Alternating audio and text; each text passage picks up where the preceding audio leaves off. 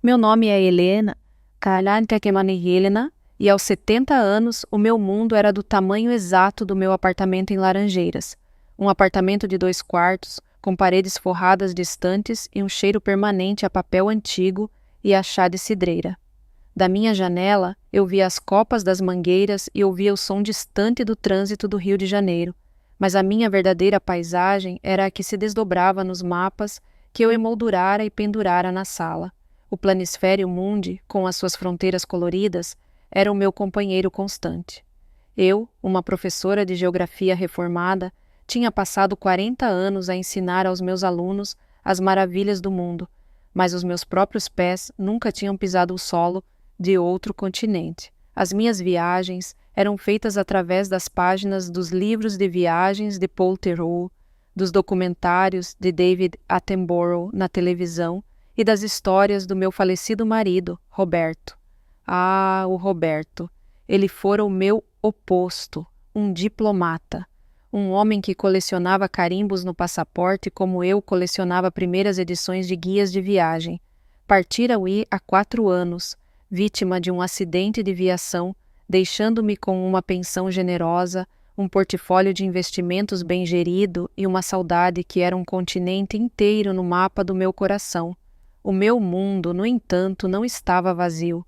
Tinha um sol exigente e ofuscante, em torno do qual a minha pequena lua era forçada a lá girar, o meu único filho, Pedro, e a sua esposa, Sofia. Eles viviam num universo diferente do meu, um duplex de luxo na Barra da Tijuca, um mundo de vidro fumado, mármore branco e uma obsessão constante com a imagem. Pedro, que herdara o sorriso do pai, mas não a sua substância, era um consultor de investimentos, um título vago para um homem que não trabalhava e que vivia, na sua totalidade, da herança que o pai lhe deixara e cada vez mais da pensão da mãe. Sofia era a verdadeira força motriz. Era uma influenciadora de lifestyle de luxo. A sua vida era uma performance contínua para os seus 200 mil seguidores. O seu trabalho consistia em ser fotografada em hotéis de 5 estrelas, a usar roupas que custavam mais do que a minha renda anual, e a escrever legendas sobre gratidão e viver a sua melhor vida. A melhor vida deles, no entanto, era inteiramente financiada pelo meu dinheiro. Eu era o seu banco, a sua patrocinadora silenciosa. A minha pensão e os rendimentos dos investimentos de Roberto, que deveriam garantir a minha tranquilidade na velhice, eram o combustível para o seu foguetão de aparências. Eram as viagens de primeira classe para as Maldivas para criar conteúdo. Eram as malas de marca que Sofia recebia de parceiros, mas que, na verdade, eram pagas com uma transferência que eu fazia no final do mês. Era a escola internacional do meu neto, o pequeno Léo, onde a mensalidade parecia incluir aulas de como ser indiferente à realidade. As suas visitas ao meu apartamento eram como visitas de estado de uma nação rica a uma colônia empobrecida. Eles chegavam no seu carro importado, que mal cabia na minha rua estreita, e entravam no meu mundo com um ar de tolerância divertida. "Mãe, a senhora precisa mesmo de todos estes livros?" perguntava Pedro, a passar o dedo por uma lombada, a sua expressão a de quem olha para um artefacto exótico. "Isto acumula tanto pó." "Querida Helena", dizia Sofia, a sua voz um mel que escondia o veneno. "Adoro ir no seu cantinho. É tão pitoresco, tão autêntico. Mas não se sente um pouco claustrofóbica aqui? O mundo é tão grande. A senhora devia sair mais, viajar." A ironia era tão espessa que eu podia cortá-la à faca. Eu não viajava precisamente porque o dinheiro que eu economizara para minha viagem de sonho à Toscana estava, naquele momento, a pagar a suíte presidencial deles num hotel em Bali. Eles não pediam, eles insinuavam. A sua técnica era uma obra-prima de manipulação passivo-agressiva. "Ai, mãe, o Pedro está tão estressado", suspirava Sofia, a folhear uma revista de moda na minha sala. "O mercado de ações está tão volátil. Ele mal dorme. O médico disse que ele precisa de umas férias para relaxar, para evitar um esgotamento." E eu, a imaginar o meu filho a sofrer de um esgotamento no seu apartamento, com piscina no terraço, cedia. De quanto precisam, queridos. Sogrinha, a minha carreira depende da minha imagem, explicava ela noutra ocasião. Uma grande marca de joias quer fazer uma colaboração comigo, mas eles só trabalham com influenciadoras que têm um certo alcance global. Uma viagem a Paris para a Semana da Moda seria um investimento incrível na nossa marca familiar.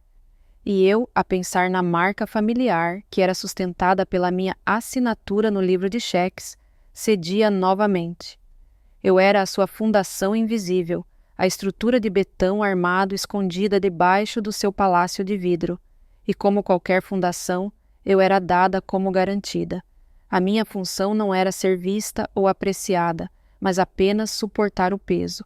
O meu único vislumbre de alegria era o meu neto, Léo. Mas até ele estava a ser moldado à imagem dos pais. Quando vinha à minha casa, já não se sentava no chão comigo a olhar para os mapas. Ficava no sofá, absorto no seu tablet, a imitar a indiferença dos seus pais. Numa das suas últimas visitas, eu tentei mostrar-lhe o meu globo terrestre, a apontar para os lugares que estudávamos na escola. Ele olhou para o globo com desinteresse. A mamãe diz que os globos são para pessoas que não podem pagar o Google Earth, disse ele. A frase dita com a inocência de uma criança a repetir o que ouve foi como uma bofetada. Eles não estavam apenas a usar o meu dinheiro, estavam a envenenar a minha única fonte de alegria. Estavam a ensinar ao meu neto que o meu mundo, o mundo do conhecimento, da curiosidade, da imaginação, era inferior ao mundo deles, o mundo das aparências e do consumo. Naquela noite, depois de eles saírem, deixando para trás um rasto de insatisfação e o eco das suas necessidades futuras, eu senti um cansaço que era mais profundo do que a idade. Era um cansaço da alma. Fui até a secretária de Roberto, uma peça de mogno maciço que era a única coisa que eu insistira em trazer da nossa antiga casa. Abri a gaveta do meio. Lá dentro, entre velhos passaportes e cartas, estava o diário de viagens dele. Folheei as páginas, a sua caligrafia a descrever bazares em Marrakech, templos em Kyoto, fiordes na Noruega. E no final, na última página, encontrei uma anotação que eu nunca vira antes. Estava escrita com uma tinta diferente, como se tivesse sido adicionada mais tarde. Helena, minha geógrafa, eu viajei pelo mundo, mas o meu único e verdadeiro mapa foste sempre tu. Um dia, quando estiveres pronta, segue as minhas pegadas. Elas levar-te-ão não aos lugares onde eu estive, mas ao lugar onde tu pertences. A chave está naquilo que partilhamos, mas que nunca viste. A chave está naquilo que partilhamos, mas que nunca viste. As palavras eram enigmáticas, poéticas, típicas de Roberto. Na altura, eu pensei que era apenas uma declaração de amor, uma metáfora. Não percebi que era uma instrução. Fechei o diário, a minha melancolia a aprofundar-se. A minha oportunidade de viajar, de seguir as suas pegadas, parecia mais distante do que nunca. As minhas economias, a minha reserva de viagem, estavam a ser sistematicamente desviadas para financiar o carrossel de luxo de Pedro e Sofia. Eu estava presa. Presa no meu apartamento, presa no meu papel de matriarca patrocinadora, presa num mundo que já não era o meu. Eu era um continente à deriva, a afastar-me lentamente de tudo o que alguma vez amara, e não via nenhuma terra à vista. A nota enigmática no diário de Roberto, a chave está naquilo que partilhamos, mas que nunca viste, tornou-se o meu koan particular, um puzzle que a minha mente tentava resolver nos momentos de silêncio. O que é que partilhávamos que eu nunca vira? A nossa casa, as nossas finanças, os nossos livros. Eu conhecia cada canto da nossa vida em comum, ou assim pensava. A semente da dúvida, plantada pela crueldade casual de Léo e Sofia, começava a germinar, a lançar raízes nos cantos escuros da minha confiança. Enquanto eu me debatia com o enigma do meu marido, eles, alheios à tempestade que se formava dentro de mim, preparavam a sua próxima ofensiva. A sua estratégia era sempre a mesma: criar um problema, apresentar uma solução dispendiosa e depois, com uma performance de amor e preocupação, convencer-me de que a solução era, na verdade, o meu dever de mãe. A oportunidade deles chegou sob o disfarce de uma celebração. O meu 70º aniversário aproximava-se. Eu não queria nada de especial. Talvez um almoço tranquilo, um bolo, a presença, mesmo que distraída, da minha família. Mas para Sofia, um aniversário não era uma celebração, era um evento, uma oportunidade de conteúdo. Querida Helena, disse ela, a sua voz ao telefone a transbordar de um entusiasmo que soou imediatamente falso. Estivemos a pensar, 70 anos. É um marco tão importante, não podemos deixar passar em branco. Oh, querida, não é preciso nada de especial, comecei eu. De maneira nenhuma, interrompeu ela. O Pedro e eu temos a surpresa perfeita, algo que a senhora sempre sonhou.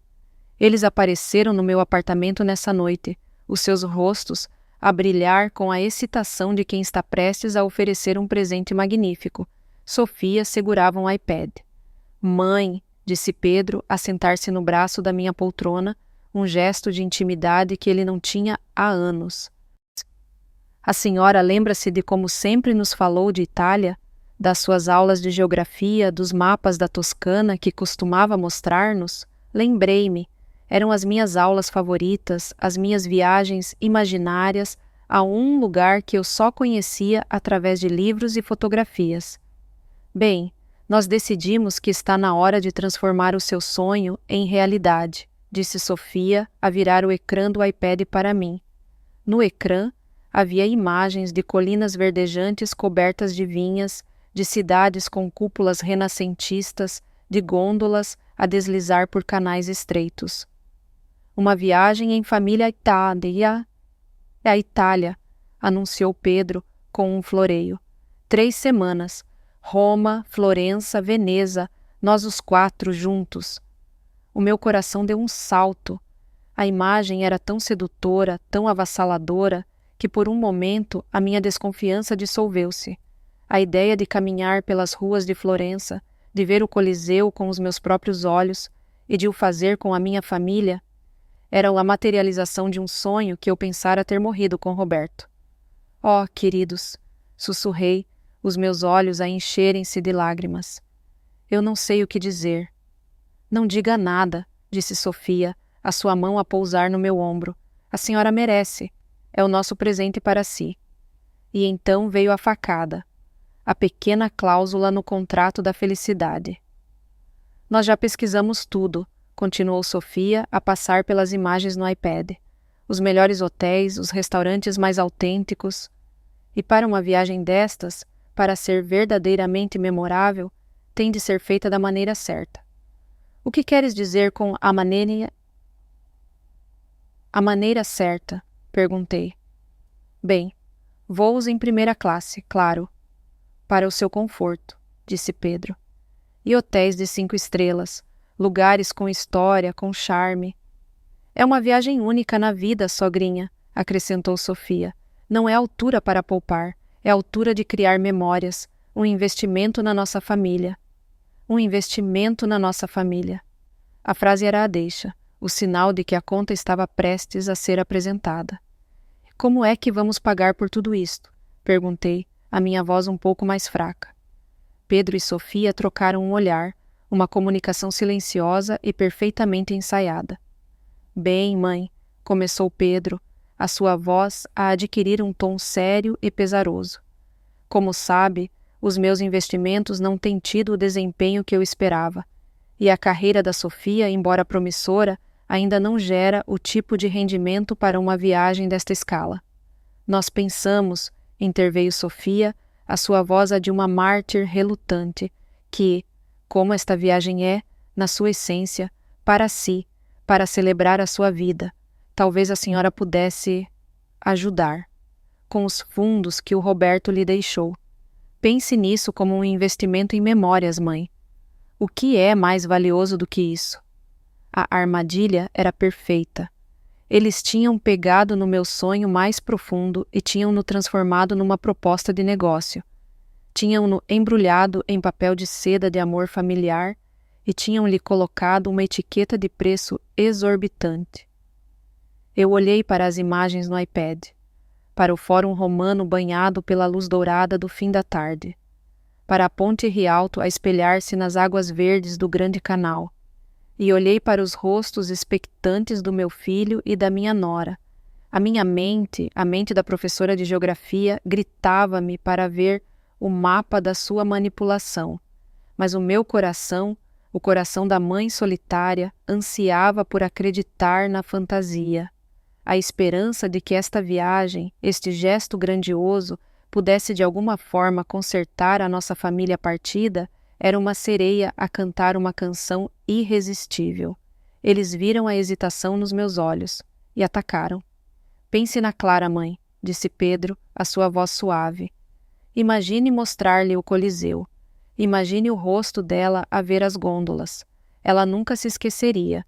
Seria a viagem da sua infância. A imagem da minha neta, os seus olhos grandes e curiosos a absorver as maravilhas do mundo, foi o golpe final. Tudo bem, disse eu, a minha voz um sussurro. Eu pago. O alívio nos seus rostos foi tão imediato que foi quase indecente. Eles abraçaram-me, beijaram-me, chamaram-me a melhor mãe do mundo. E eu, no meio dos seus abraços, senti-me como uma cidade antiga a ser saqueada pelos seus conquistadores sorridentes. Nos dias que se seguiram, o meu apartamento tornou-se a sua agência de viagens privada. Eles passavam horas à minha mesa da sala de jantar, nos seus computadores portáteis, a reservar os voos mais caros, as suítes de hotel mais luxuosas, as visitas guiadas mais exclusivas. Cada clique do rato era um som que ecoava na minha conta bancária.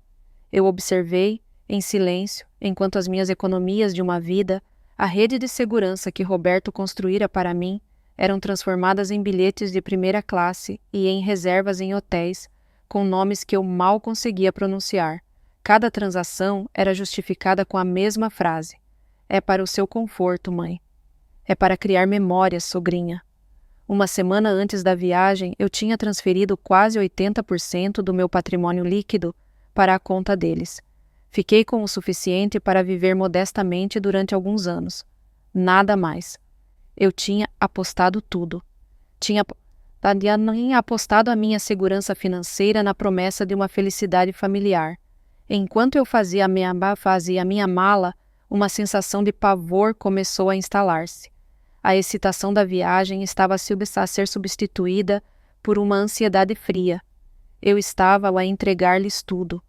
O meu dinheiro, a minha confiança, os meus sonhos. E se não fosse suficiente? Na noite antes da partida, não consegui dormir.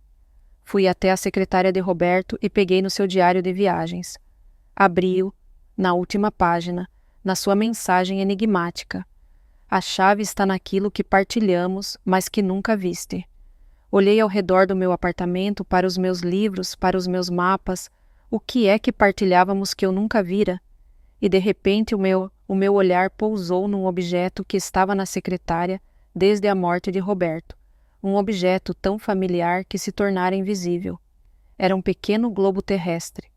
Não um globo normal, mas um globo de cortiça. Um presente que eu lhe dera anos atrás. Ele usava-o para marcar os lugares onde estivera, com pequenos alfinetes de cabeça colorida.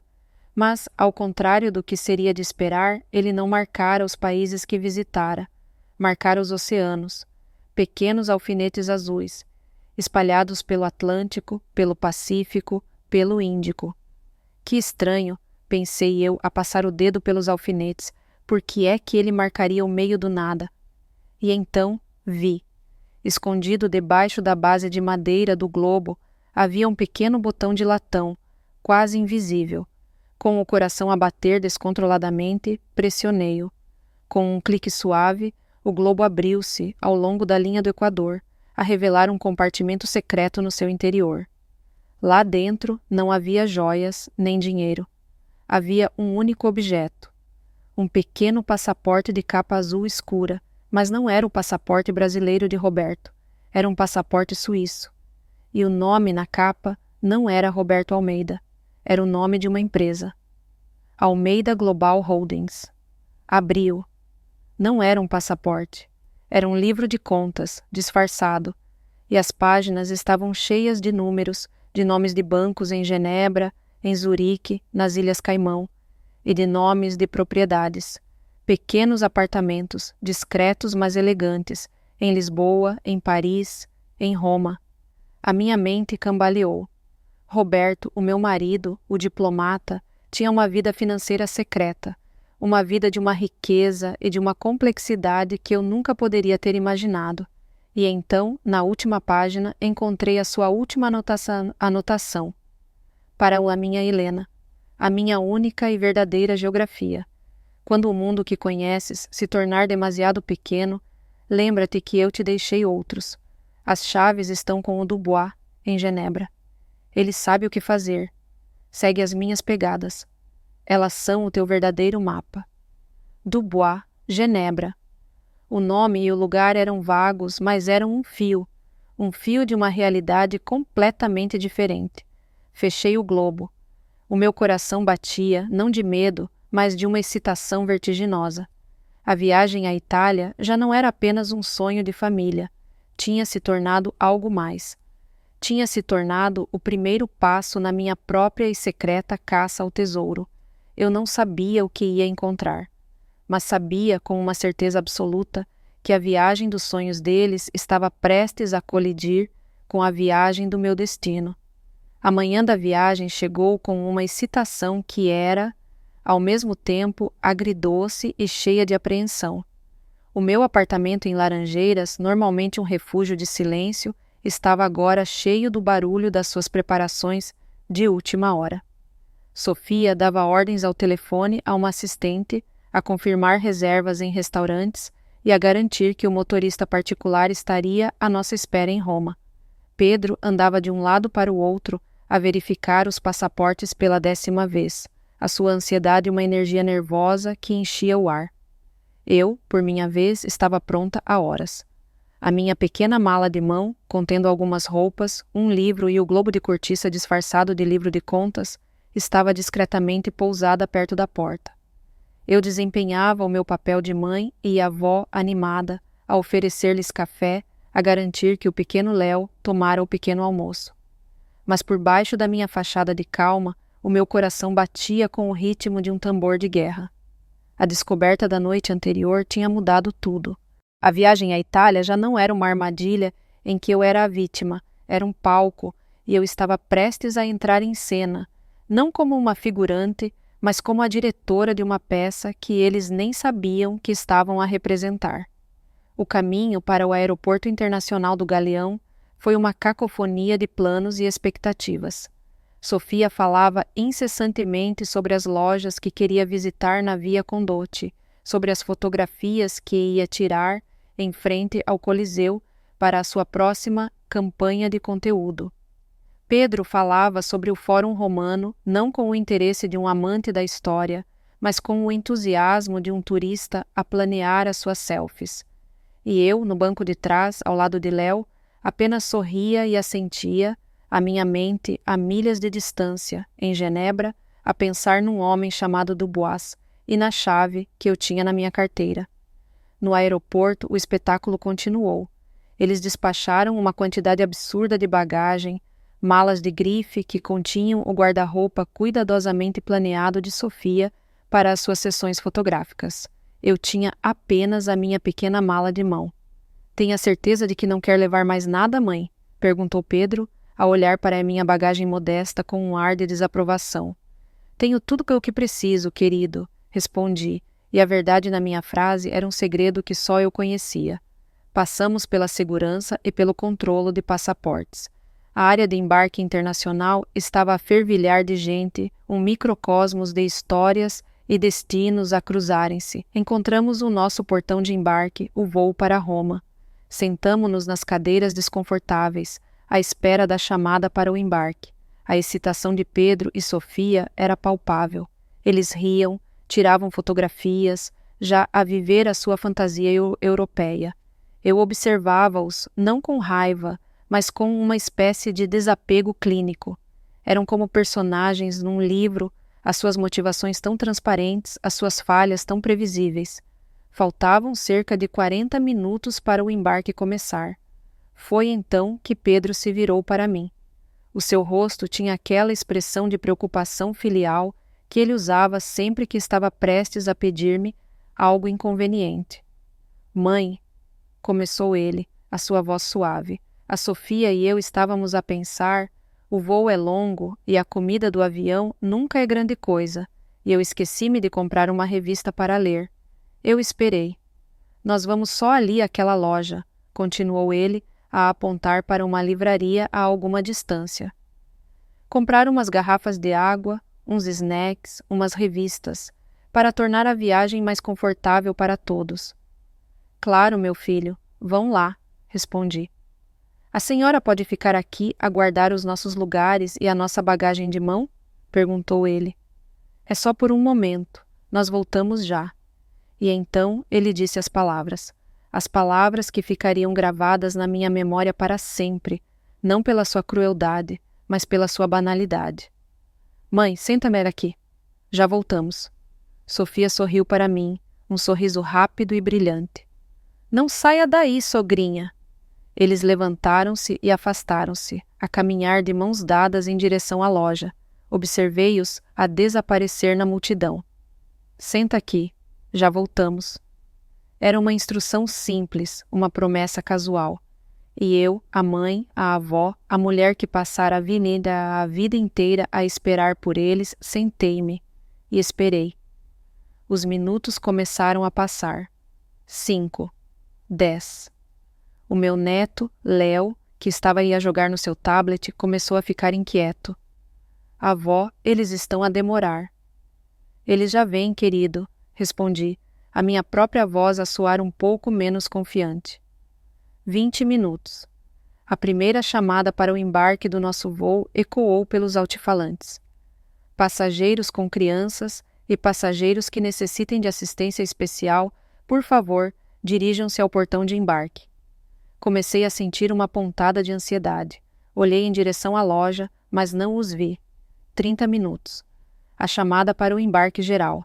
As pessoas começaram a formar uma fila. Avó, vamos perder o avião, disse Léo, a sua voz agora a carregar uma nota de pânico.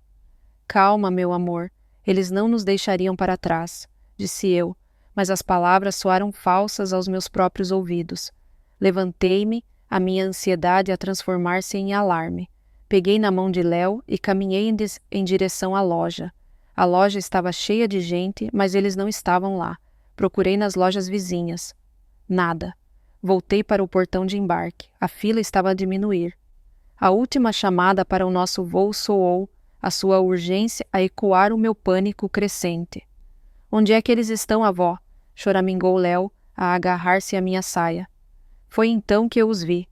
Não os vi a sair da loja. Vi-os através da grande janela de vidro que dava para a pista. Eles não estavam na fila de embarque, já estavam do outro lado. Estavam a caminhar pela ponte de embarque, a entrar no avião.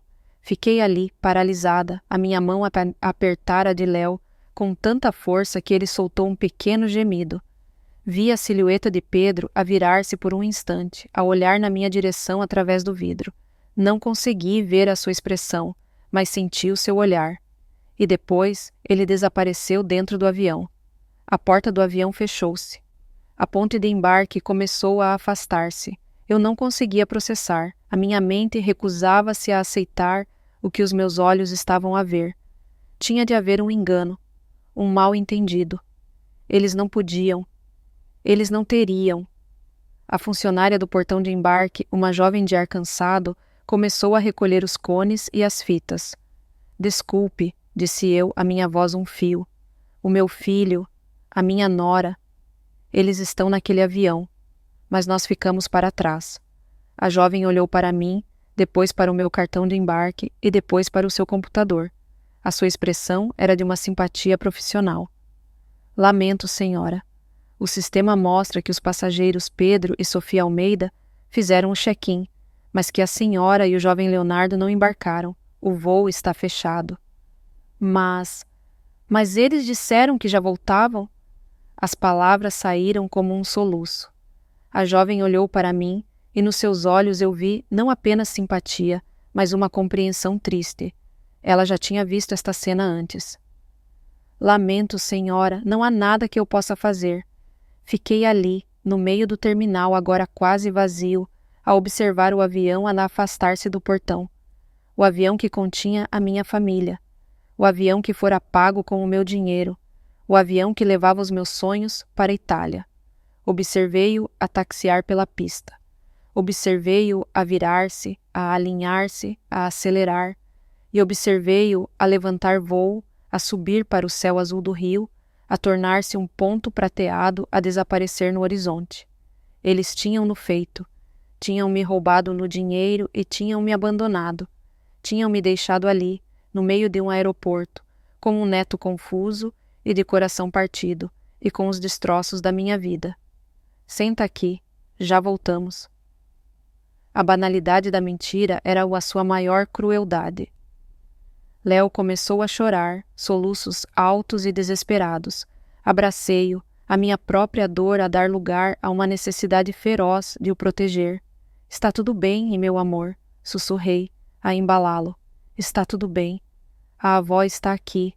Mas enquanto eu o consolava, uma fúria fria e lúcida começou a subir do fundo da minha alma.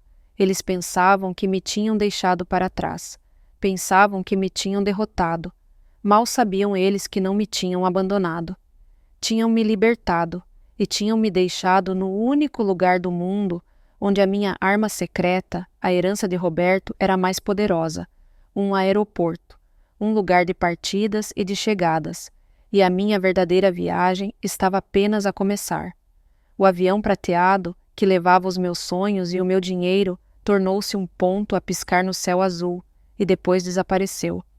Mas eu continuei a olhar, paralisada no meio do terminal do aeroporto, a minha mão a agarrar a do meu neto com uma força que era a única coisa que me impedia de desmoronar. O barulho do aeroporto voltou em ondas, os anúncios de voos, o rolar das malas, as conversas de estranhos. Mas para mim o mundo estava em silêncio, um silêncio ensurdecedor, preenchido apenas pelo som do meu próprio coração a partir-se. Léo, o meu neto, finalmente soltou-se da minha mão. Ele olhou para o céu vazio, depois para mim. Os seus olhos de criança, que deveriam estar cheios da excitação de uma primeira viagem à Europa, estavam agora inundados por uma confusão e uma dor que nenhuma criança de 7 anos deveria conhecer. — Eles foram-se embora, vovó? Perguntou ele, a sua voz um sussurro trêmulo. — Eles deixaram-nos? A sua pergunta, tão direta e tão terrivelmente precisa, foi a faca que finalmente perfurou a minha bolha de choque. Ajoelhei-me à sua frente, no meio do chão frio do aeroporto, e abracei-o. Senti o seu corpo pequeno a tremer com soluços silenciosos. Ele não estava aí a fazer uma birra, estava de luto pelos pais que o tinham acabado de abandonar. — Não, meu amor, não. Menti, a minha voz a quebrar-se. Deve ter havido um engano, um mal-entendido terrível. Nós vamos resolver isto. Mas enquanto eu proferia as palavras tranquilizadoras, uma fúria fria e lúcida começou a subir do fundo da minha alma. Um engano? Não. Aquilo não fora um engano. Fora um plano executado com uma crueldade chamada e uma precisão que me deixaram sem fôlego. A compra dos bilhetes, a insistência para que eu pagasse tudo adiantado, a desculpa esfarrapada para se afastarem no portão de embarque. Cada passo fora meticulosamente calculado. Eles não me tinham apenas roubado o dinheiro, tinham-me roubado a dignidade. Tinham-me usado, a mim e ao meu amor, como um meio para um fim. E no processo tinham traumatizado o seu próprio filho, sacrificando a sua inocência no altar da sua ganância. Levantei-me, a minha decisão tomada. A velha Helena, a que perdoava, a que encontrava desculpas, essa Helena morrera ali, no chão do terminal, junto com os seus sonhos desfeitos. A mulher que se ergueu era diferente. Era uma mulher com um propósito. Peguei na mão de Léo. — Anda, meu querido, vamos sair daqui. Ele seguiu-me, a sua pequena mala de mão a arrastar-se atrás dele. Eu não caminhei em direção à saída, em direção a um táxi que nos levaria de volta para o apartamento, que agora me parecia uma prisão. Em vez disso, caminhei em direção ao balcão de informações da companhia essa marinha. A funcionária, a mesma que me dera a má notícia, olhou para mim com uma simpatia profissional. Senhora, como eu disse, não há nada que... Eu não quero saber do voo que perdi, interrompia a minha voz firme e clara. Eu quero saber do próximo voo. O próximo voo? Para onde? Para Genebra. A funcionária piscou, surpreendida. Genebra, Suíça? Sim, o mais depressa possível, em primeira classe, para mim e para o meu neto. Ela olhou para mim, para o meu vestido simples, para a minha aparência de uma avó simpática e depois para o meu neto de olhos vermelhos. Havia uma hesitação no seu olhar. Senhora, um bilhete de primeira classe para Genebra comprado à última hora. É extremamente caro. Eu abri a minha carteira. Tirei o meu cartão de crédito, o meu cartão pessoal, o que eu raramente usava, o cartão que Roberto insistira que eu mantivesse, para emergências. O preço não é um problema, disse eu a deslizar o cartão pelo balcão. Apenas encontre-me 2 lugares. Enquanto a funcionária digitava furiosamente no seu computador, eu senti um vislumbre de poder que não sentia há anos. A fúria tinha me dado clareza, e a clareza tinha me dado um plano. A chave está naquilo que partilhamos, mas que nunca viste. O globo. O passaporte falso. O nome do Bois em Genebra. Roberto não me tinha deixado apenas uma herança, tinha me deixado um arsenal. E eu estava prestes a abrir o paiol. Tenho boas notícias, senhora Kiora Almeida, disse a funcionária, a sua voz agora com um novo tom de respeito. Há um voo da Swiss Air a partir dentro de 3 horas. E tem os 2 últimos lugares na primeira classe. Perfeito, respondi. Enquanto esperávamos pelo nosso novo voo, não ficamos na área de embarque geral. Levei Léo para o lounge da primeira classe, um santuário de silêncio e de luxo discreto. Era um mundo que eu só vira em filmes, um mundo que Pedro e Sofia habitavam com uma naturalidade arrogante. Léo olhou ao redor, os seus olhos arregalados. Uau, avó, este lugar é chique. É apenas um lugar para esperar, meu querido, disse eu a sentar-me numa poltrona de couro macio. E nós temos muito em que pensar. Pedi um chocolate quente para ele e um café forte para mim, e pela primeira vez contei-lhe uma meia-verdade. Léo, o que o papai e a mamã fizeram foi muito feio. Eles enganaram-nos. E levaram dinheiro que não era deles. Ele ouviu, o seu rosto sério. Eles são pessoas más, avó? A pergunta atingiu-me com a força de um soco. Não, meu amor, não são maus. São fracos. E a fraqueza, por vezes, faz com que as pessoas façam coisas muito feias. E o que é que nós vamos fazer agora? Perguntou ele. Agora nós vamos fazer a nossa própria viagem, respondi, a minha voz a ganhar uma nova força. O teu avô, o Roberto, ele era um homem muito inteligente, e ele deixou-nos um mapa para uma caça ao tesouro, e a primeira pista está em Genebra. Os olhos dele iluminaram-se, a dor a dar lugar à curiosidade. Uma caça ao tesouro? A sério?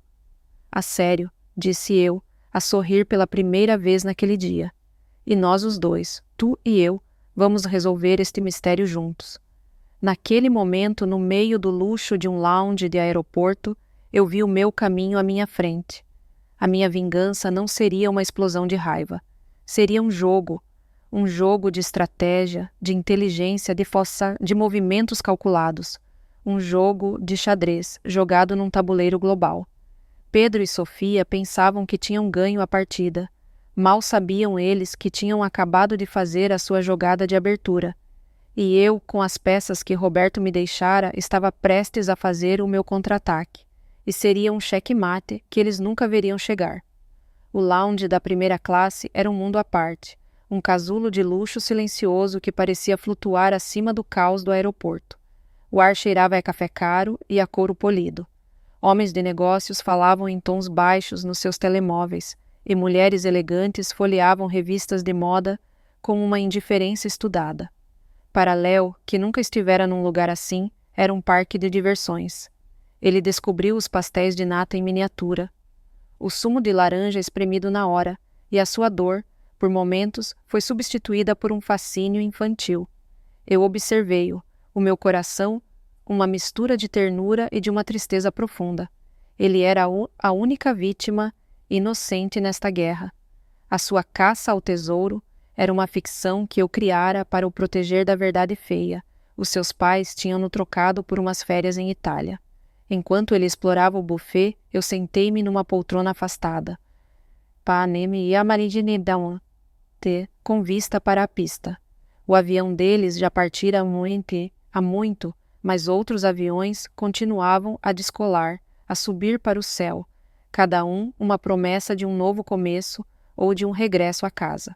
O meu regresso à casa, eu percebi, já não era uma opção. O meu apartamento em Laranjeiras não era um lar. Era o cenário de um crime, o lugar onde a minha confiança fora assassinada. Peguei no pequeno globo de cortiça que trouxera na minha mala de mão. Abri-o. O passaporte falso da Almeida Global Holdings e o diário de Roberto estavam lá dentro. E o nome: Dubois, Genebra. A minha mão tremia ligeiramente enquanto eu pegava no meu telemóvel. Durante 3 anos, eu vivera uma vida pequena, contida. As minhas chamadas eram para o meu filho, para a minha nora, para marcar consultas médicas. A ideia de fazer uma chamada internacional para um advogado suíço desconhecido era aterradora. A velha Helena, a professora de geografia que se sentia mais confortável com mapas do que com pessoas, gritava dentro de mim para não o fazer, para voltar para casa para lamber as minhas feridas em silêncio.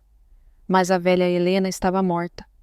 E a nova Helena, a mulher que fora forjada no fogo da traição, sabia que recuar não era uma opção. Disquei o número, usando o código da Suíça. O telefone tocou 1, 2, 3 vezes. Cada toque era uma batida do meu coração. Estava prestes a desligar, a sucumbir ao medo, quando uma voz atendeu. A voz era calma, masculina, com um sotaque francês polido. Dubois. Não havia bom dia, não havia o nome de um escritório de advocacia. Apenas o nome. Um nome proferido com uma autoridade silenciosa. Alô?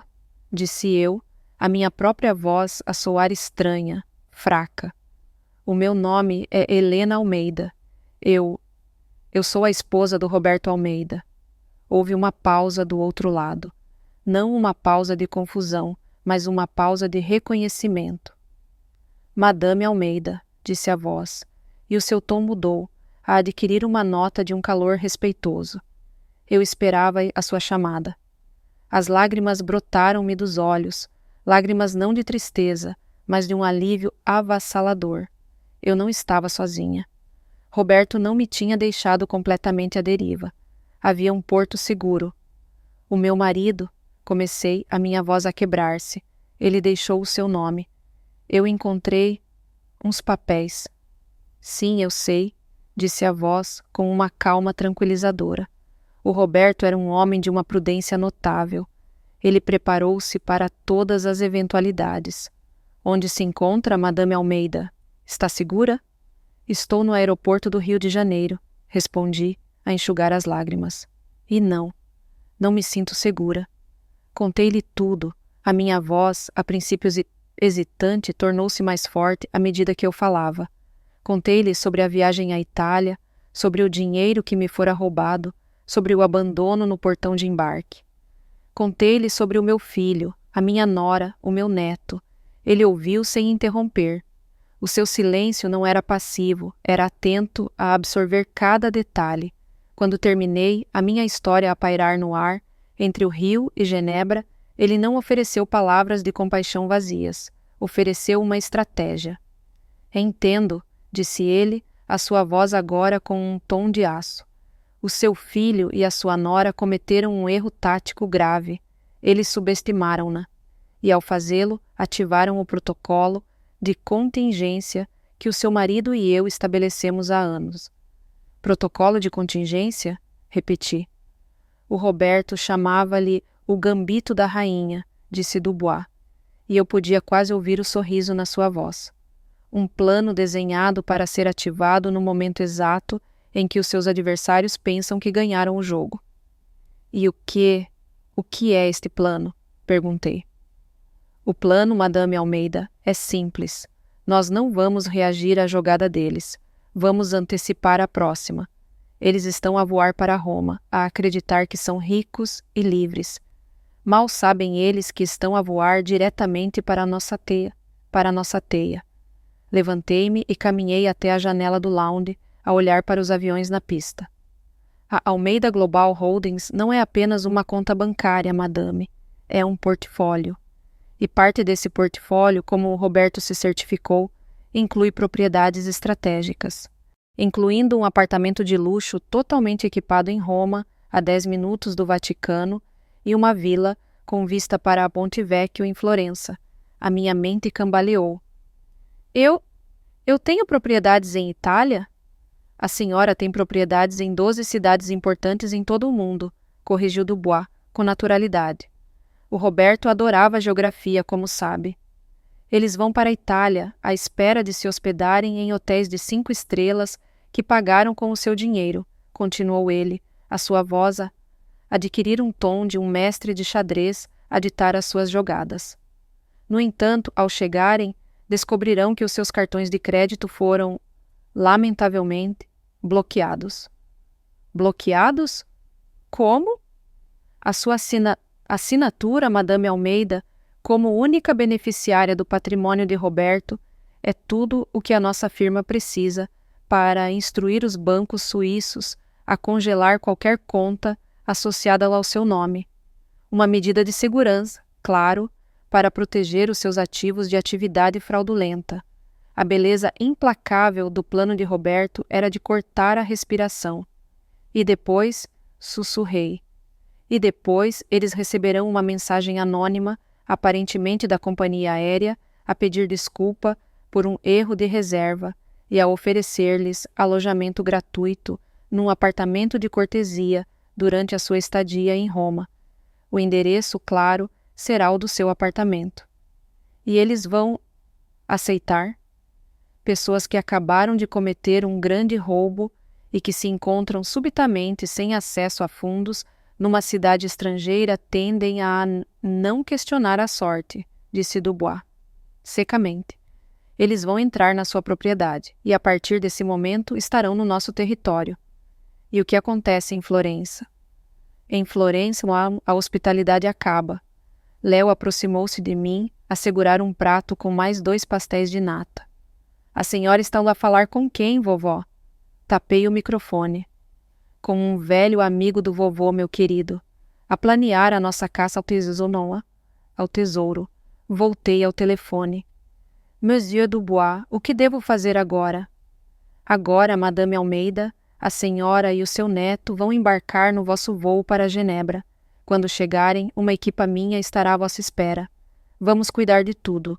A sua única tarefa é descansar e preparar-se. A sua viagem à Itália foi cancelada, mas a sua digressão europeia está prestes a começar. E o Pedro e a Sofia? Eles, disse Dubois, e eu podia ouvir o gelo na sua voz. Eles terão a viagem dos seus sonhos, uma viagem que nunca mais esquecerão. Deixe-os desfrutar da sua pequena vitória, porque em breve eles vão descobrir que a rainha que eles pensavam ter sacrificado está, na verdade, do outro lado do tabuleiro e está prestes a dar-lhes cheque-mate.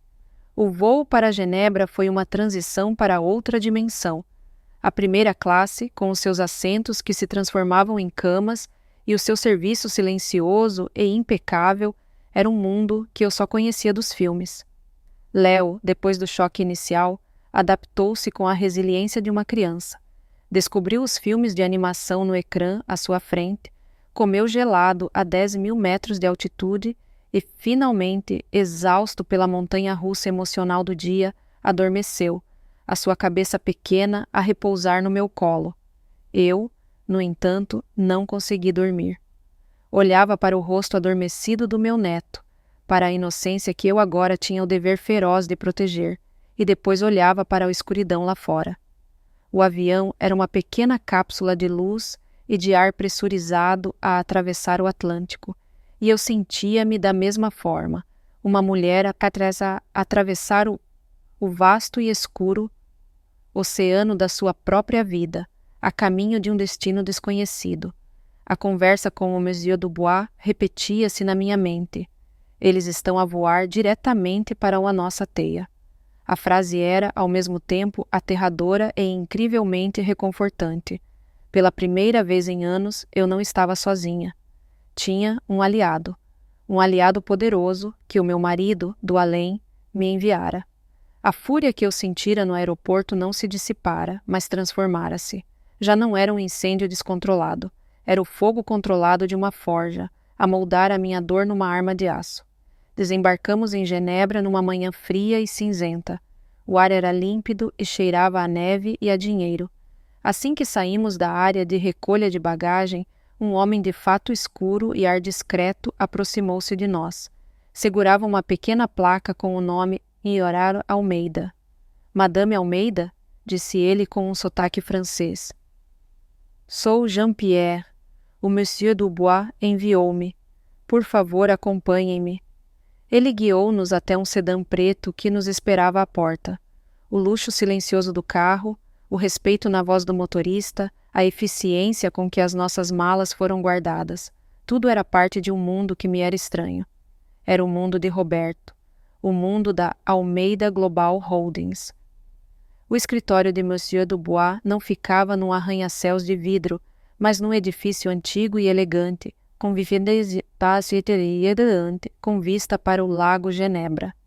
A sala de espera era decorada com tapeçarias antigas e móveis de época, e o único som era o tic-tac de um relógio de pêndulo. Monsieur Dubois era exatamente como a sua voz soava ao telefone, calmo, polido e com uma autoridade que não precisava de ser anunciada. Era um homem na casa dos 60, com cabelos prateados e uns olhos azuis penetrantes que pareciam ver através de qualquer fachada. Ele recebeu-nos não numa sala de reuniões impessoal, mas no seu escritório privado, um espaço acolhedor forrado a livros, com uma lareira acesa a crepitar num canto. Havia uma pequena mesa com croissants, sumo de laranja e chocolate quente para o Léo. O meu neto, intimidado pelo ambiente, agarrou-se à minha mão. Leonardo, disse Dubois, a sua voz surpreendentemente gentil ao dirigir-se ao meu neto. O teu avô falou-me muito de ti. Ele ficaria muito orgulhoso do jovem corajoso que és. Depois virou-se para mim.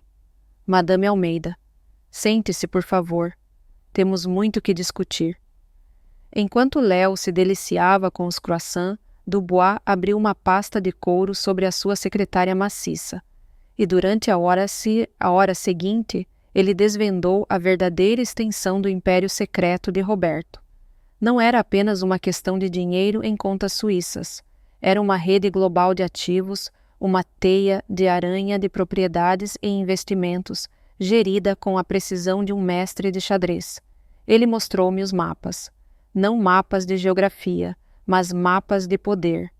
Diagramas que mostravam a estrutura da Almeida Global Holdings, com as suas subsidiárias em diferentes países, cada uma controlando uma parte do portfólio. O seu marido, Madame, não era apenas um diplomata, era um visionário, explicou Dubois. Ele acreditava que a verdadeira segurança não estava no dinheiro, mas em ativos tangíveis, em propriedades em locais estáveis. Ele comprou estes apartamentos ao longo de 30 anos discretamente, através de empresas de fachada. São a sua fortaleza. Ele mostrou-me as fotografias. O apartamento em Roma, perto da Piazza Navona, com um terraço coberto de buganvílias. A vila em Florença, nas colinas de Fiesole, com vista para a cúpula do Duomo. O apartamento em Paris, na Ile Saint-Louis, com as suas janelas a darem para o Sena. Eram lugares que eu só vira em livros, e eram meus. E agora, disse Dubois, a sua voz a adquirir um tom mais pragmático. Vamos à estratégia. O seu filho e a sua nora aterraram em Roma há 3 horas. Neste momento, estão provavelmente a descobrir que os seus cartões de crédito foram recusados no hotel de luxo que reservaram. A minha primeira tarefa como presidente da holding fora assinar uma carta, redigida por Dubois, a instruir os bancos a congelarem todas as contas associadas ao patrimônio de Roberto, citando atividade suspeita e potencial fraude por parte de terceiros. O pânico deles será o nosso primeiro aliado, continuou Dubois. Eles estão numa cidade estrangeira, sem acesso a fundos. Estão vulneráveis. Ele pegou no telefone. Jean-Pierre, pode proceder. Enquanto ele falava, eu imaginava a cena em Roma. Pedro e Sofia no balcão de um hotel de 5 estrelas, a sua arrogância a transformar-se em humilhação, enquanto um cartão de crédito após o outro era recusado. Dentro de minutos, disse Dubois, a pousar o telefone, eles receberão uma mensagem de texto, de um número que parecerá ser da companhia aérea. A mensagem pedirá desculpa por um erro de sistema que afetou as suas reservas e, como compensação, oferecer-lhes-á alojamento gratuito num apartamento de cortesia de luxo durante a sua estadia em Roma. E eles vão acreditar? Perguntei, a minha voz um sussurro. A arrogância deles fá-los-á acreditar, respondeu Dubois. Eles acharão que é o que merecem, que o mundo lhes deve esse luxo. Eles não verão a oferta como uma armadilha, mas como um direito. Ele mostrou-me o endereço que lhe seria enviado. Era o endereço do meu apartamento perto da Piazza Navona. O apartamento está pronto, disse ele. A despensa e o frigorífico estão abastecidos com o melhor que a Itália tem para oferecer. Há vinhos, queijos, tudo o que eles poderiam desejar. Quero que a sua primeira noite seja de celebração. Quero que eles acreditem que enganaram o sistema, que são os reis do mundo. E depois? Perguntei, fascinada pela crueldade elegante do plano.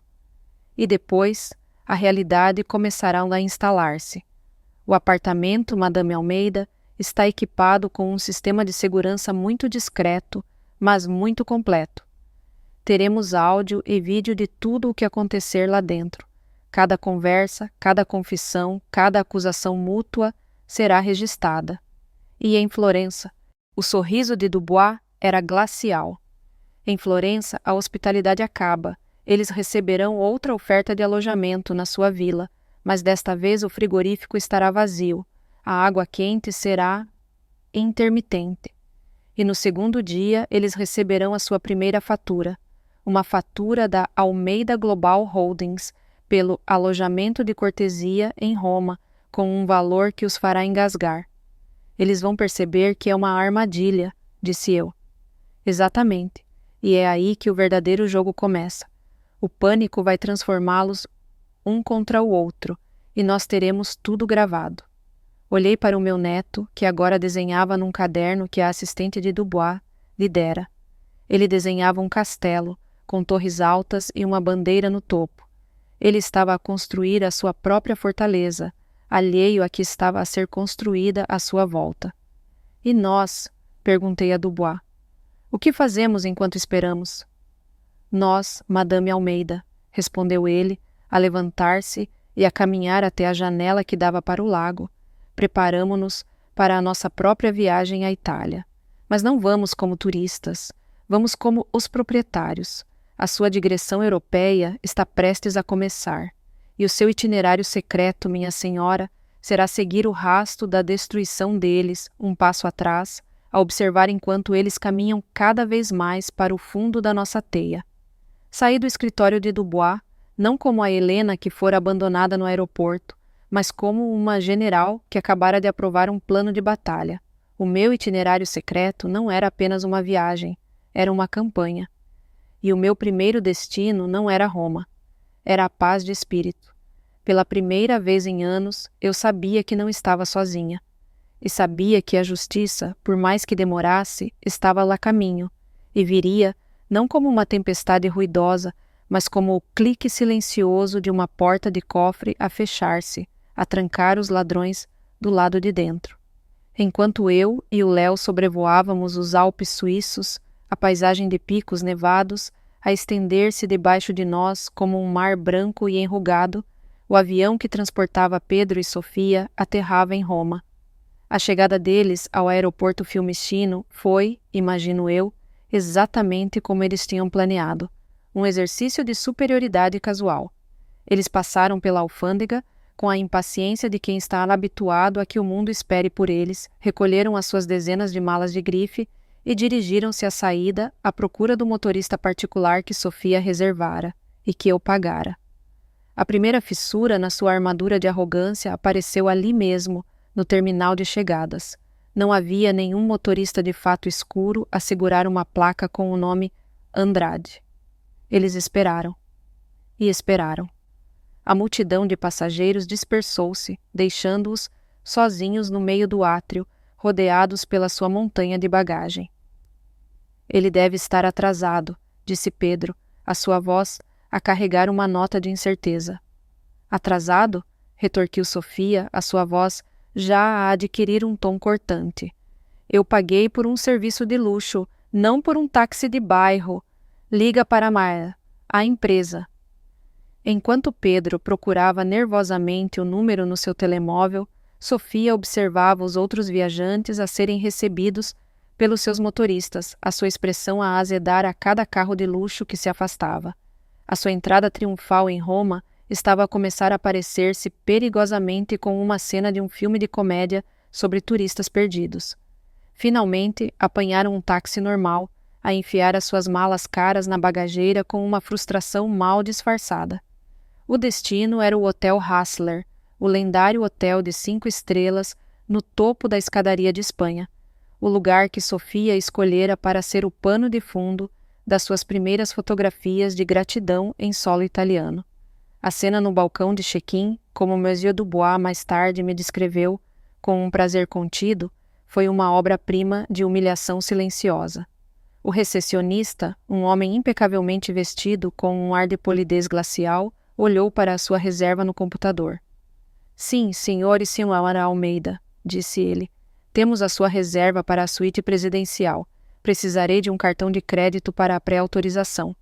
Sofia estendeu o seu cartão de crédito de platina com um gesto estudado. O recepcionista passou-o e depois passou-o novamente. A sua expressão não mudou, mas ele abanou a cabeça subtilmente. Lamento, senhora, mas o cartão foi recusado. Recusado? E a voz de Sofia era um guincho de incredulidade. Isso é impossível! Tente outra vez! Ele tentou. O resultado foi o mesmo. Talvez queira tentar outro cartão? Pedro, a suar ligeiramente, estendeu o seu. Foi recusado. Tentaram um terceiro, um quarto, todos recusados. O pânico nos seus olhos era agora visível. Outros hóspedes, na fila atrás deles, começavam a observar com uma curiosidade mal disfarçada. Deve haver um problema com o nosso banco no Brasil, disse Pedro, a sua voz um pouco alta demais. O fuso horário, a transferência internacional. Compreendo, senhor, disse o recepcionista, a sua voz um bálsamo de falsa compaixão. No entanto, sem uma pré-autorização válida, não posso fazer o vosso check-in. A política do hotel é muito clara. Eles estavam encalhados. No lobby de um dos hotéis mais luxuosos do mundo, com uma montanha de bagagem e sem um cêntimo funcional em seu nome. A sua viagem de sonho tinha se transformado num pesadelo em menos de 1 hora. Foi nesse momento que o telemóvel de Pedro apitou. Era uma mensagem de texto, de um número suíço desconhecido. Prezado senhor Almeida, dizia a mensagem, fomos informados pela companhia aérea de um erro de sistema que pode ter afetado as suas reservas de hotel associadas ao seu voo. Como pedido de desculpas pela inconveniência, temos o prazer de lhe oferecer alojamento gratuito num apartamento de cortesia de luxo durante a sua estadia em Roma. A morada é Via dei Coronari, 112. A chave está sob o tapete. Esperamos que desfrute da sua estadia. Atenciosamente, serviço de apoio ao cliente. Pedro mostrou a mensagem a Sofia. Eu, a observar tudo a milhares de quilômetros de distância, no ecrã do computador de Dubois, vi o alívio a inundar os seus rostos. Eu sabia, exclamou Sofia, a sua voz um sussurro triunfante. Foi um erro da companhia aérea. Eles estão a compensar-nos. A arrogância deles era o seu calcanhar de Aquiles. Eles não viram a oferta como suspeita. Viram-na como o seu direito. Acreditavam que o universo, reconhecendo o seu estatuto especial, se apressara a corrigir um erro e a restaurar o luxo a que estavam habituados. Apanharam outro táxi. A morada na Via dei Coronari levou-os a um edifício antigo e charmoso, coberto de era, a poucos passos da Piazza Navona. A chave estava, de facto, debaixo do tapete. Ao entrarem no apartamento, os seus queixos caíram. O espaço era magnífico. Um teto com frescos, chão de terracota polido, móveis de antiquário misturados com peças de design moderno. Havia um terraço privado, a transbordar de buganvílias e com vista para os telhados de Roma. E a cozinha. A cozinha estava totalmente abastecida. O frigorífico estava cheio de prosecco, queijos finos, prosciutto, azeitonas. Havia uma cesta na bancada com pão fresco, fruta e uma garrafa de vinho tinto de Brunello. Isto é ainda melhor do que o hotel, disse Sofia a rodopiar no meio da sala. E é tudo nosso.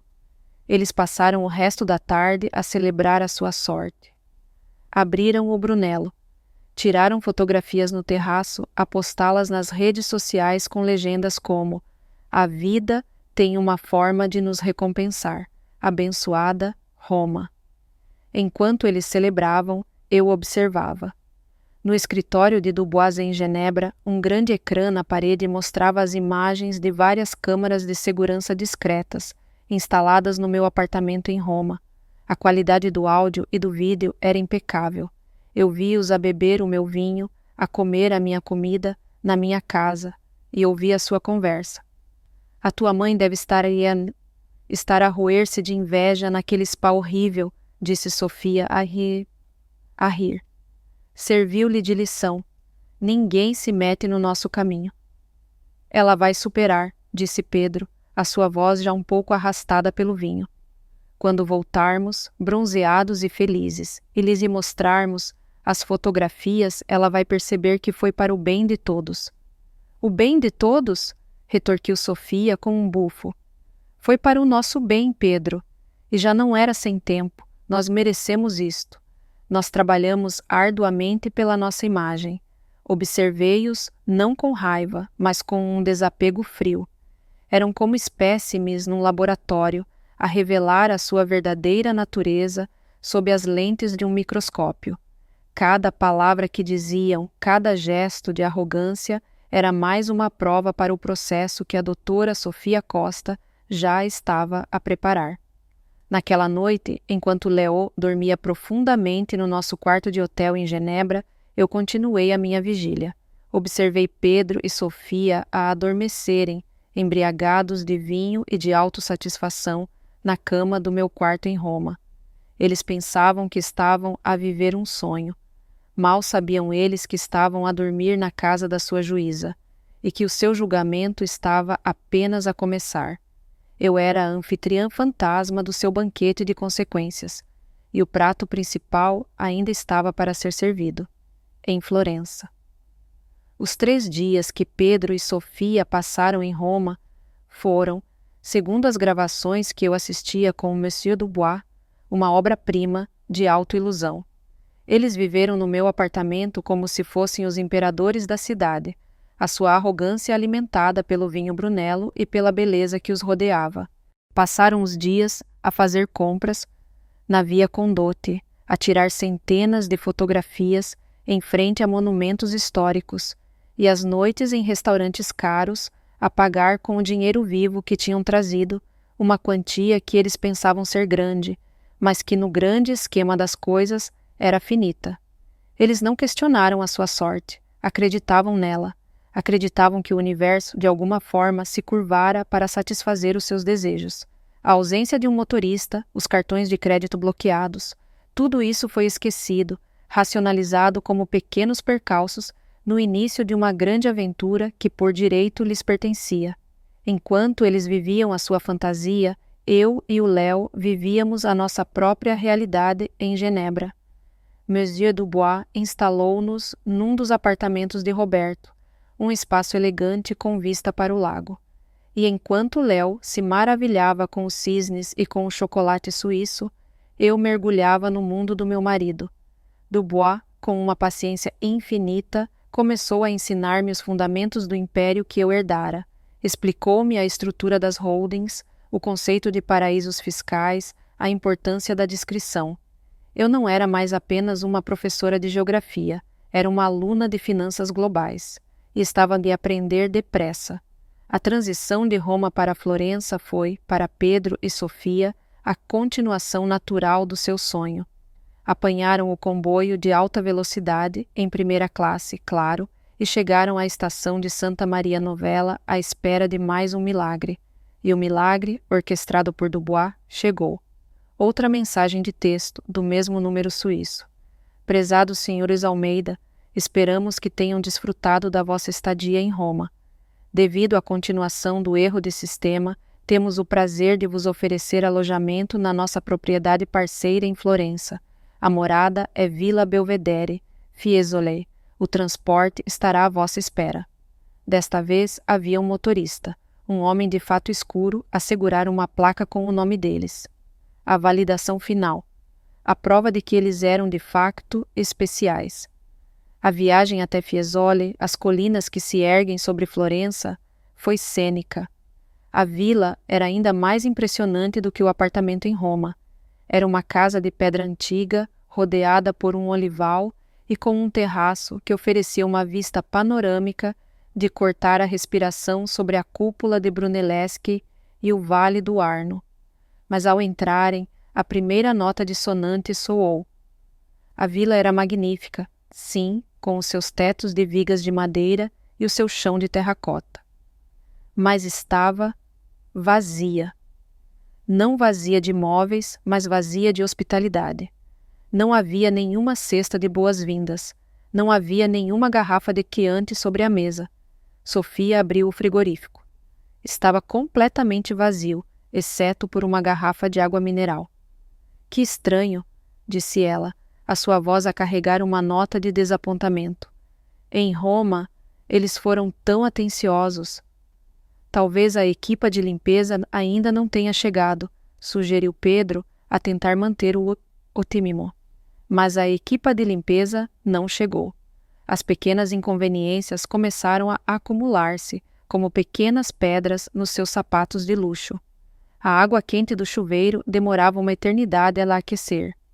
O Wi-Fi, essencial para a carreira de Sofia, era intermitente e frustrantemente lento. Não havia lenha para a lareira, e as noites nas colinas de Florença eram frias. Eram pequenos problemas, mas para pessoas habituadas a um mundo de conforto instantâneo e de serviço impecável, eram como arranhões num carro novo. A irritação começou a instalar-se, a corroer as bordas da sua euforia. Na segunda manhã, a campainha tocou. Era um mensageiro, a segurar um envelope grande e de aspecto oficial. Sofia abriu-o, a esperar que fosse um pedido de desculpas da companhia aérea, talvez com um voucher para um jantar, mas não era um pedido de desculpas, era uma fatura. O envelope tinha o logótipo da Almeida Global Holdings, e lá dentro, impressa em papel de alta gramagem, estava uma fatura detalhada pelo seu alojamento de cortesia em Roma. Cada item estava listado com uma precisão cirúrgica. Aluguer de apartamento de luxo, 3 noites, a taxa de mercado de 1.500 euros por noite, 4.500 euros. Serviço de aprovisionamento de cozinha, vinhos, queijos, charcutaria, 350 euros. Taxa de limpeza pós-estadia, 150 euros. Taxa de serviço e administração, 15%, 750 euros. O total, no final da página, estava impresso a negrito, 5.750 euros. E por baixo do total, uma pequena nota. O pagamento deve ser efetuado no prazo de 48 horas para evitar a aplicação de juros de mora.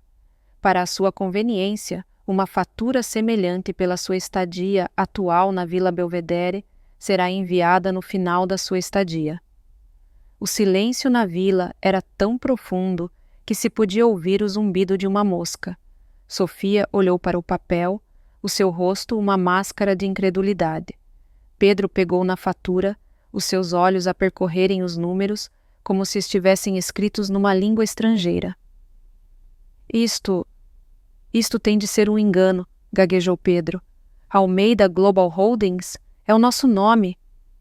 É uma piada de mau gosto, disse Sofia, a sua voz a tremer. Quem são estas pessoas? Eles tentaram ligar para o número de serviço de apoio ao cliente, que lhes enviara as mensagens. O número estava, claro, desligado. Tentaram pesquisar Almeida Global Holdings online. Encontraram um site corporativo impenetrável, com um endereço em Genebra e sem nomes de contacto. A realidade atingiu-os não como um relâmpago, mas como uma maré lenta e fria de pavor. Isto não era sorte, não era um erro, era um plano. Alguém estava a brincar com eles, alguém os tinha atraído para uma armadilha de luxo. O pânico instalou-se, o dinheiro vivo que tinham estava a acabar rapidamente. Os cartões de crédito continuavam bloqueados.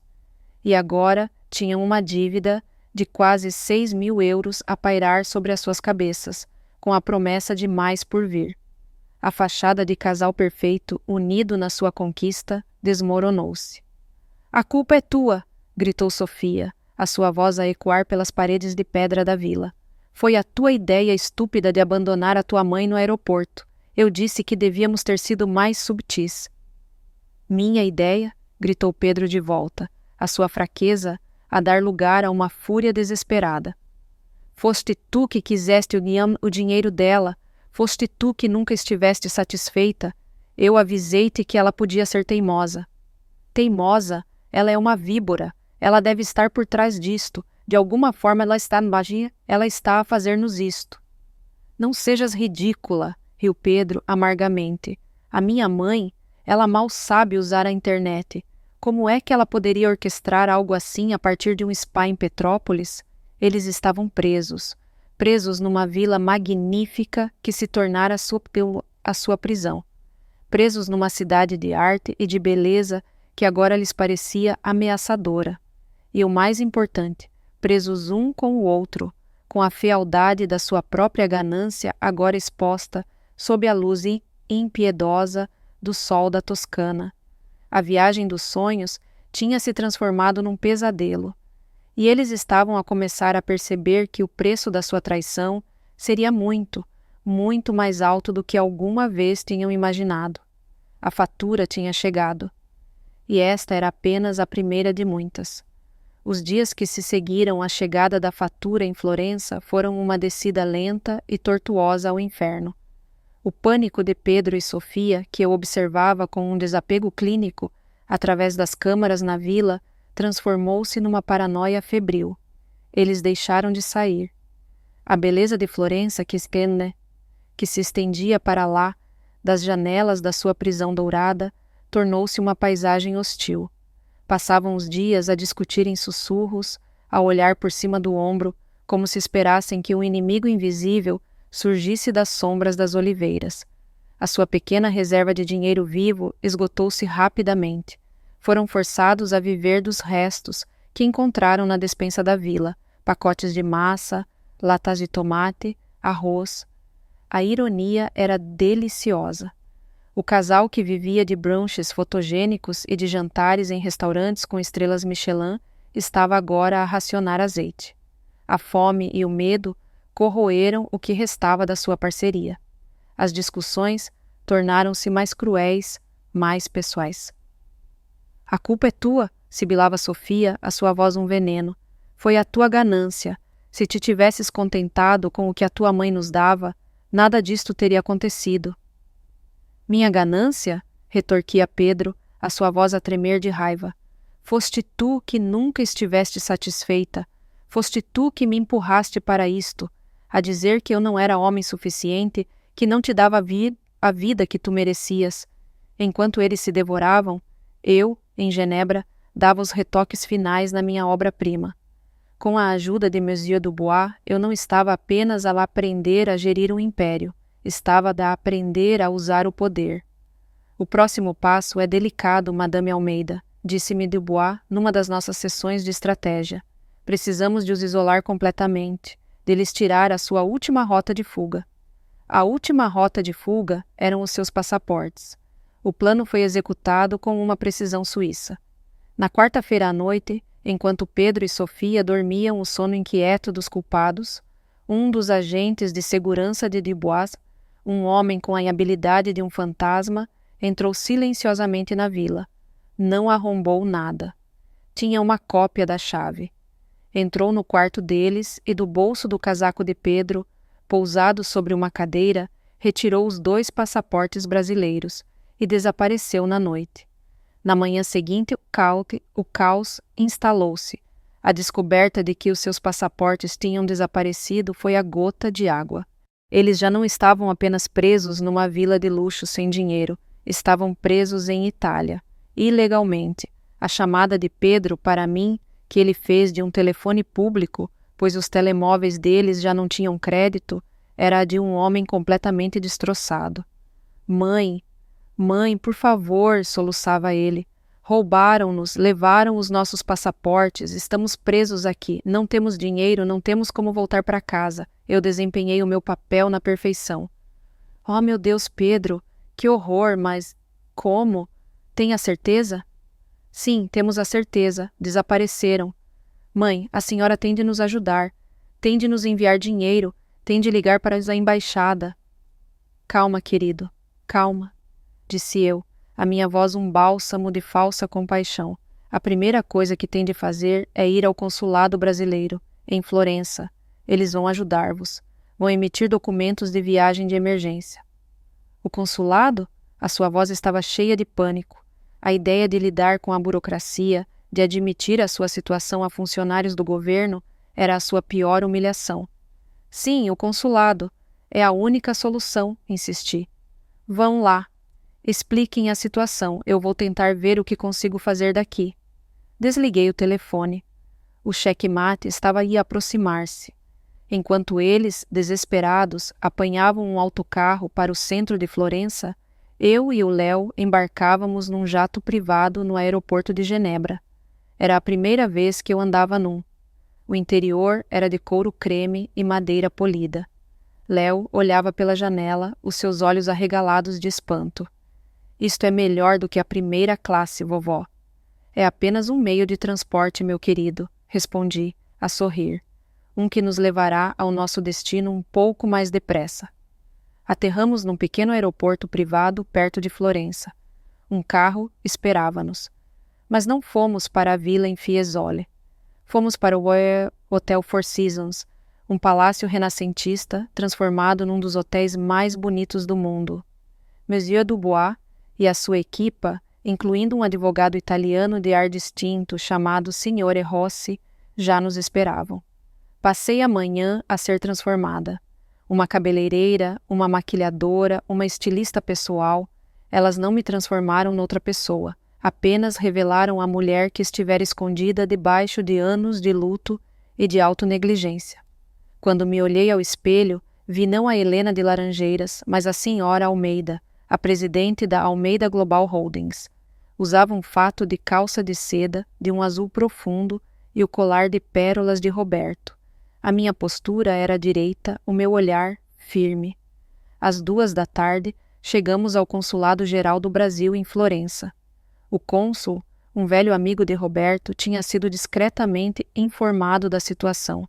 Fomos conduzidos, não para a sala de espera geral, mas para uma sala de reuniões privada, com vista para o rio Arno. E esperamos. Pedro e Sofia chegaram ao consulado por volta das 2h30. Pareciam refugiados. As suas roupas de grife estavam amarrotadas, os seus rostos pálidos de cansaço e de medo. Tiveram de esperar na sala de espera pública, um lugar barulhento e caótico, cheio de outros brasileiros com os seus próprios dramas e problemas. Tiveram de preencher formulários, de esperar que o seu número fosse chamado. Para pessoas que passaram a vida ao assaltar filas, a experiência foi, em si mesma, uma tortura. Finalmente, depois de quase 1 hora de espera, uma funcionária chamou o nome deles, Pedro e Sofia Almeida. Ela não os guiou a um guichê. Guiou-os por um corredor até a porta da sala de reuniões, onde nós esperávamos. O vice-cônsul vai recebê-los aqui, disse ela a abrir a porta. Eles entraram e viram-me. O choque nos seus rostos foi uma coisa bela e terrível de se ver. Foi o som de duas realidades a colidirem com a força de um acidente de viação. A mãe que eles tinham abandonado no aeroporto, a velhinha frágil que eles pensavam estar a chorar num apartamento no Rio, estava ali em Florença, sentada à cabeceira de uma mesa de reuniões, a parecer uma rainha no seu trono, rodeada por uma corte de homens de fato. Ficaram paralisados à porta, as suas bocas a abrirem-se e a fecharem-se como as de peixes fora de água. Mãe, sussurrou Pedro, a sua voz um fio de incredulidade. O que? Como? Sofia, sempre a mais rápida a recuperar, olhou de mim para Dubois, para o advogado italiano, e a sua mente calculista começou a juntar as peças. O seu rosto passou do choque para uma fúria pálida. Foi a senhora, disse ela, a sua voz um veneno. Os cartões, o apartamento, os passaportes, foi sempre a senhora. Sim, Sofia, fui sempre eu, respondi, a minha voz calma a saborear cada palavra. Por favor, sentem-se, temos muito que discutir. Eles não se moveram. Sentem-se, ordenou Dubois, a sua voz um chicote, e eles, por puro reflexo, obedeceram, a desabarem nas cadeiras em frente a mim. Inclinei-me para a frente, as minhas mãos cruzadas sobre a mesa polida. Vocês vieram à Itália para uma viagem de sonho, comecei eu. E eu estou aqui para garantir que a têm, uma viagem que nunca mais esquecerão. O advogado italiano, o Signore Rossi, abriu a sua pasta. Senhores Almeida, temos aqui alguns documentos para a vossa consideração. Ele deslizou uma pilha de papéis pela mesa. Este é um processo criminal, a ser apresentado nos tribunais italianos, por roubo e fraude, com base no dinheiro que foi transferido da conta da vossa mãe para financiar esta excursão. Depois deslizou uma segunda pilha. E este é um processo civil, a ser apresentado nos tribunais brasileiros, a exigir a restituição total de todos os fundos que a vossa mãe vos deu nos últimos 4 anos, sob o pretexto de falsas dificuldades. E, finalmente, uma terceira pilha. E este é um pedido de investigação a ser apresentado às autoridades suíças sobre a vossa potencial cumplicidade na ocultação de ativos e na evasão fiscal relacionados com o patrimônio do falecido Sr. Roberto Almeida. Pedro parecia que ia vomitar. Sofia olhava para os papéis, o seu rosto uma máscara de cera. Ou, continuei eu, a minha voz suave, há uma alternativa. Fiz um sinal a Dubois. Ele abriu a sua própria pasta e tirou um único documento. Colocou-o sobre a mesa entre eles. Este, disse eu, é um acordo. Um acordo muito simples. Nele vocês renunciam de forma total, permanente e irrevogável a qualquer direito, presente ou futuro, sobre a herança do meu falecido marido e sobre o meu próprio patrimônio. Vocês reconhecem a vossa dívida moral e financeira e aceitam que ela nunca será paga. Essencialmente, vocês desaparecem da minha vida financeira para sempre. E se assinarmos? Gaguejou Pedro. Se assinarem, respondi, todos estes outros processos desaparecem. A Almeida Global Holdings terá a cortesia de não vos levar à falência e à prisão. E o que é que nós recebemos? Perguntou Sofia, a sua voz um fio de desafio. Olhei para ela, para a sua arrogância indomável, mesmo na derrota total.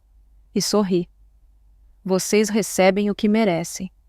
Fiz um sinal a Jean-Pierre, o assistente de Dubois, que estava de pé perto da porta. Ele aproximou-se e colocou 2 objetos sobre a mesa, 2 bilhetes de avião e um pequeno envelope branco. Estes são 2 bilhetes de avião. Em classe econômica, num voo da Alitalia para o Rio de Janeiro, a partir de amanhã de manhã, expliquei. E este envelope contém 2.000 euros em dinheiro, o suficiente para apanharem um táxi para casa e para recomeçarem. Do zero. Sem a minha ajuda, sem o dinheiro do meu marido, apenas com o vosso próprio talento. A humilhação era total. A sua grande viagem europeia terminava ali, numa sala de consulado, com uma passagem de volta em econômica e algum dinheiro para o táxi. A escolha é vossa, disse eu a levantar-me. Tem 1 hora para decidir. O meu neto e eu temos uma reserva para almoçar. Caminhei em direção à porta. Léo, que estivera a desenhar silenciosamente num canto, levantou-se e pegou na minha mão. Ah, e mais uma coisa, tá? Disse eu, a parar na porta e a virar-me para eles uma última vez. O vosso pai deixou-vos uma mensagem. Inclinei-me e sussurrei as palavras que Roberto escrevera na sua última carta, as palavras que eram, ao mesmo tempo, uma maldição e uma bênção. Ele disse que, por vezes, a única forma de ajudar alguém a encontrar o seu caminho é remover o chão falso sob os seus pés, para que eles possam finalmente sentir a solidez da terra real. Saí e fechei a porta, deixando-os sozinhos com a sua escolha e com o eco das palavras de um homem que eles pensavam ter enganado. O confronto no consulado tinha terminado, e a minha guerra também. A porta da sala de reuniões do consulado fechou-se atrás de mim com um clique suave, mas o som, para os que ficaram lá dentro, deve ter sido o de uma porta de cofre a trancar-se para sempre. Deixei para trás não apenas um filho e uma nora em ruínas, mas também a mulher que eu fora, a Helena que engolia o desrespeito em nome de uma paz familiar que nunca existiu. Enquanto eu descia no elevador com o Léo, a sua mão pequena e confiante na minha, senti o peso de anos de sacrifício a ser levantado dos meus ombros. Lá em cima, o silêncio que deixei para trás rapidamente se transformou numa cacofonia de acusações. A primeira voz a erguer-se foi a de Sofia, a sua incredulidade a transformar-se numa fúria venenosa. Um bilhete de econômica, sibilou ela para Pedro, a sua voz um chicote. 2.000 euros? Ela rouba-nos uma herança de milhões e atira-nos as migalhas como se fôssemos cães. Pedro, que até então estivera paralisado ao olhar para os documentos sobre a mesa, levantou a cabeça, e pela primeira vez a sua voz não era um eco da dela. Ela não nos roubou nada, Sofia, disse ele, a sua voz rouca de uma vergonha há muito reprimida. Nós é que tentamos roubá-la. Nós abandonámo-la num aeroporto. Nós vivemos do dinheiro dela durante anos. E isto é o que merecemos. Merecemos? Riu ela, um som feio e sem alegria. Eu não mereço isto. Eu mereço a vida que ela nos tirou. A vida que ela nos deu, queres tu dizer, corrigiu ele, a sua voz a ganhar uma força cansada. A vida que nós deitamos fora. A discussão continuou, mas era a dança final de 2 escorpiões numa garrafa. Eles estavam presos, não apenas naquela sala, mas nas consequências das suas próprias escolhas. 1 hora depois, a porta abriu-se. Era o Signore Rossi, o advogado italiano. A sua expressão era impassível. Tomaram a vossa decisão? Perguntou ele. Sofia olhou para ele com ódio. Pedro apenas assentiu, derrotado. A assinatura dos documentos foi uma cerimônia fúnebre. Cada raspar da caneta no papel era o som de um futuro a ser assinado, de uma herança a ser renunciada. Eles não estavam apenas a assinar um acordo legal, estavam a assinar a certidão de óbito da sua vida de privilégios. Quando terminaram, o Signore Rossi recolheu os papéis, colocou-os na sua pasta e, sem uma palavra, entregou-lhes o envelope com o dinheiro e os 2 bilhetes de avião. Depois, simplesmente, virou-lhes as costas e saiu da sala. A sua humilhação era agora completa e irrevogável. Enquanto eles enfrentavam a sua nova e dura realidade, eu e o Léo almoçávamos num pequeno restaurante com vista para a Ponte Vecchio. O sol de Florença aquecia-nos o rosto. Léo, com a sua inocência intacta, contava-me sobre o castelo que desenhara na sala de reuniões. E eu ouvia, o meu coração a encher-se de um tipo de paz que eu pensara ter perdido para sempre. E agora, avó? Perguntou ele depois de terminar o seu gelado de chocolate. Vamos para casa? Olhei para ele, para este pequeno ser humano que era a minha única e verdadeira família, o meu único legado que importava. Não, meu querido, respondi, a minha voz suave. Agora a nossa verdadeira viagem começa. Não voltamos para o Brasil no dia seguinte. Em vez disso, na mesma manhã em que Pedro e Sofia embarcavam no seu voo de classe econômica de regresso à sua nova vida de mediocridade, eu e o Léo embarcávamos num comboio de primeira classe para Veneza, e nos meses que se seguiram eu fiz a viagem que sempre sonhara. Mas não a fiz como uma turista apressada a tirar fotografias para as redes sociais. Fila como uma proprietária, como uma residente. Ficamos no meu apartamento em Paris, um ninho acolhedor na Ile Saint-Louis, e passamos as nossas manhãs no Louvre a ensinar ao Léo a diferença entre um Monet e um Manet. Ficamos no meu apartamento em Lisboa, em Alfama, e passamos as nossas tardes a comer pastéis de nata e a ouvir fado, enquanto eu lhe contava histórias sobre os seus bisavós.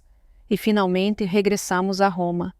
Não ao apartamento da Via dei Coronari, que agora guardava as memórias feias da traição deles, mas a um novo lugar que eu comprei, uma pequena vila nos arredores da cidade, com um jardim grande o suficiente para um menino correr e uma avó plantar as suas flores. Eu não precisava de um império, precisava apenas de um jardim. Pedro e Sofia, eles regressaram ao Brasil, como planeado. A sua queda foi tão espetacular como a sua ascensão fora falsa. Sem o meu dinheiro, sem o nome da família de Roberto, eles eram apenas mais um casal a lutar para pagar as contas. O divórcio foi inevitável. Sofia, ouvi dizer, encontrou um novo patrocinador, um homem mais velho e mais rico, e continuou a sua performance noutro palco. Pedro, no entanto, mudou. A humilhação, a perda, a necessidade de trabalhar pela primeira vez na sua vida num emprego real. Tudo isso o quebrou, mas também o reconstruiu. Ele começou a pagar a sua dívida, não a mim, mas a si mesmo. Começou a visitar o filho. Não por obrigação, mas por um desejo genuíno de se reconectar. Um ano depois da nossa confrontação em Florença, recebi uma carta dele. Não pedia dinheiro. Pedia uma fotografia. Gostaria de mostrar ao Léo como era o avô, escreveu ele. Gostaria de lhe contar a verdade. Enviei-lhe uma fotografia de Roberto a sorrir no nosso pequeno barco em Búzios, e soube, naquele momento, que talvez, apenas talvez, houvesse esperança para o meu filho. Hoje, sentada no terraço da minha vila romana, a observar o meu neto a correr pelo jardim, eu penso na minha jornada, a mulher que fora abandonada num aeroporto, que pensava ter perdido tudo, na verdade, e ganhar o mundo. Roberto não me deixara apenas uma fortuna. Deixara-me um mapa. Um mapa não para a sua riqueza, mas para a minha própria força. Ele sabia que a única forma de eu me libertar das correntes do meu próprio amor sacrificial era ser forçada a navegar sozinha. A minha viagem à Itália não foi a que eu planeara, foi muito melhor.